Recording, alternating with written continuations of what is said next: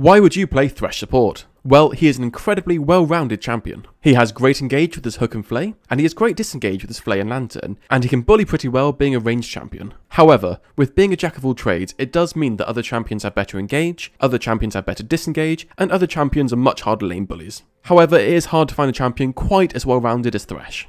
Thresh's passive makes Soul Spawn, which give you permanent armor and AP. Champions and large monsters always drop them on death, minions sometimes do as well. Collect them by walking on them or throwing a lantern on top of them. Your Q after a small wind-up throws out a hook, which pulls them back a small distance twice. You can then press Q again to pull yourself to the hooked target. Your W throws a lantern which shields a nearby ally, and they can then press the lantern to be dragged to your position. Your E flays enemies in a line, either forwards or backwards depending on the direction you're pointing. It also has a passive which enhances your next auto attack with extra damage. This builds up the longer you haven't attacked, up to a maximum of 10 seconds. Your ultimate places a box which damages and hugely slows enemies who break the walls. Your main combo will be landing the hook into the box and then flaying them into the box for massive damage. For Masteries, you have two choices.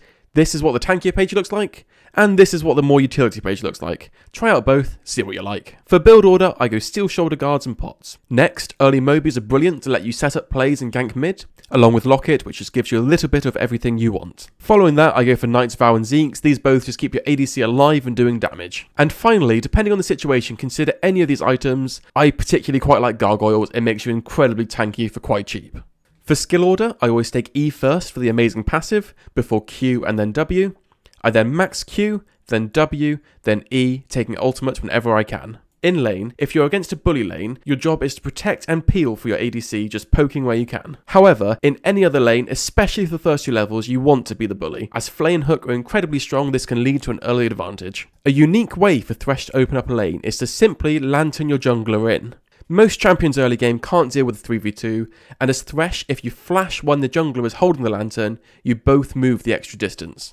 And final tip for laning phase, don't be afraid to bully them under their own tower, your hook is terrifying.